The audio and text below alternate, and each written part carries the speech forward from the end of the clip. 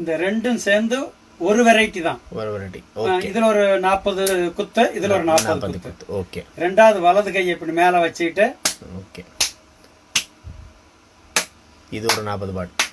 ஆமா, 40 வெரைட்டி ரெண்டு. மூணாவது, அதாவது இது முதல்ல பண்ண வெரைட்டி எதுக்குன்னா காற்று வந்து நல்லா பம்பிங் ஆகும், நல்லா ஒர்க் ஆகும். ஓகே. ரெண்டாவது வந்து முதுகு வலி இருக்கவே இருக்காது. ஏற்கனவே வலி இருந்தாலும் போயிடும், இனிமேல வர வேண்டிய வலியும் வராம போயிடும். சரி. ரெண்டு. ஓகே. மூணாவது பாருங்க, விரலுக்குள்ள விரலை நுழைச்சிக்கிட்டு இப்படி தேய்க்கிறது. எண்டு மட்டும் தான் கை இதாகணும்.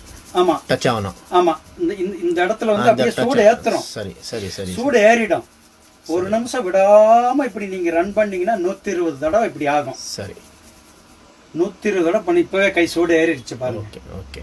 இந்த சூடு எதுக்குன்னா இடுப்புல இருந்து கீழே பாதம் வரைக்கும், பாதம் எரிச்சலா இருந்தா கூட சரியா போயிடும். பம்பிங் பிளட் சர்க்குலேஷன் வந்து பிரமாதமா இருக்கும். ஓகே.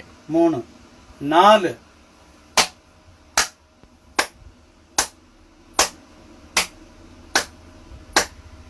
ஒரு நிமிஷம்.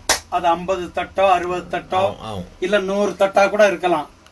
பண்ணீங்கன்னா இது வந்து மொத்த நம்ம பாடியில 7 சக்கராஸ் இருக்கு.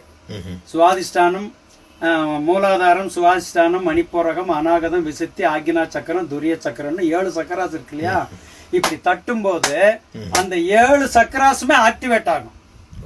உங்களுக்கு நல்ல மெமரி பவர், நல்ல பாசிட்டிவ் தாட், அப்படியே எனர்ஜி ஏறும். சரி. இது எப்ப உணர்வீங்கன்னா 4 டேஸ்லயே உணர்ந்துருவீங்க. ஆகா, ஏதோ ஒரு வித்தியாசம் இருக்கேன்னு 4 டேஸ்லயே தெரிஞ்சிடும். 4. இப்ப 5வது, இந்த கையில மேட்டு பகுதி இருக்கு இல்லையா? இப்படி இது கூட வலிக்குமே. இதுவும் வலிக்கும். இது அற்புதமான பயிற்சி. இது வந்து ஒரு நிமிஷத்துக்கு நீங்க வந்து ஒரு 50-60 தட்டு தட்டுங்க. தட்டுனா ஜீரண உறுப்பு அட்டகாசமா ஜீரணமாகும். ஜீரணம் ரொம்ப நல்லா ஆகும். எல்லாருக்குமே வியாதி வர்றதுக்கு காரணம் ஜீரண கோளாறு தான். நிஜம். அந்த ஒரு கோளாறுனாலதான் எல்லா எஃபெக்ட்டுமே வருது. ஆனா இப்படி நீங்க வந்து ஒரு 2-3 தடவை நாளைக்கு இந்த மாதிரி பண்ணிட்டீங்கன்னா ஜீரண உறுப்பு நல்ல ஸ்டாண்டர்ட் ஆயிடும். சாப்பிட பண்ணக்கூடாது.